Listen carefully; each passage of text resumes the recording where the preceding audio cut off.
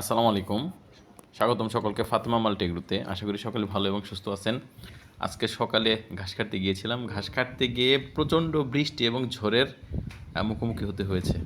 আপনারা দেখেন কি পরিমাণ বাতাস, একটা পাখি দেখা যাচ্ছে, সে পাখিটা কিন্তু উড়তে পারতেছে না।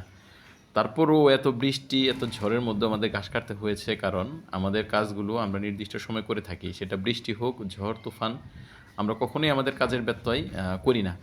যেহেতু বাসা থেকে বের হয়ে আসছি, সেজন্য এখান থেকে ফিরে যাওয়ার কোনো সুযোগ নাই। দেখেন চতুর্দিকে কালো হয়ে আসছে, প্রচণ্ড বাতাস।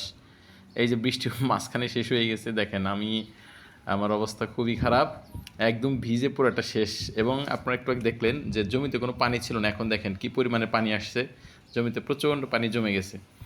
এই পানি জমে থাকা সত্ত্বেও আমাদের কাজগুলোকে আঞ্জাম দিতে হয়েছে, কারণ এই সকালে যদি আমরা এই টাইমটাতে ঘাস না কাটি, তাহলে সারাদিনে আমাদের কাজের ধারাটা ঠিক থাকবে না। তাই ফার্মের কাজের ধারাটা ঠিক রাখতে সকালে বৃষ্টি ঝড় যাই হোক, আমরা সবসময় আমাদের কাজগুলো এভাবেই করে থাকি।